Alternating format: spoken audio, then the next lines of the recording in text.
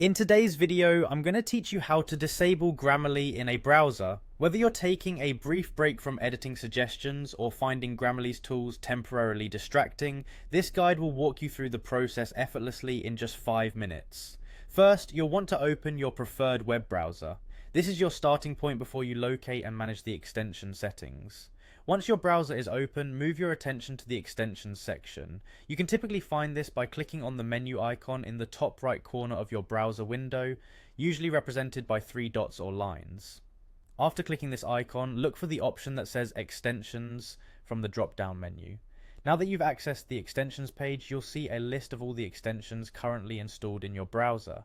Next, you'll want to locate the Grammarly extension within this list. The extensions will appear in alphabetical order, making it easier to find Grammarly among your installed tools. If you have numerous extensions, you might have to scroll a bit or use the search bar to find it quickly. Once identified, clicking on the Grammarly extension will reveal more options regarding its use and settings. Now it's time to disable Grammarly. When you click on the extension, you'll notice a toggle switch or a checkbox next to its name. Simply click or uncheck this option to disable the Grammarly extension entirely. Doing so will temporarily turn off the features and suggestions provided by Grammarly in your browser without uninstalling the extension.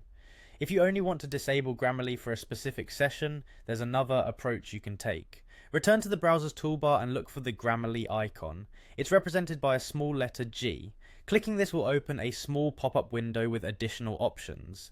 Inside this pop-up, look for the power symbol. This icon usually looks like a circle with a line through it. Clicking on this power icon will offer an option labeled Turn off Grammarly for this session. Selecting this will ensure that Grammarly's tools are inactive only for the current session, allowing them to resume automatically when you start a new browsing session. And there you have it, you've successfully disabled Grammarly in your browser. Whether you chose to turn it off temporarily for the session or disabled the extension entirely, this quick process ensures that you're in control of your browsing and editing experience. If you decide you want Grammarly back, follow the same steps to re-enable it. Thanks for watching and happy browsing.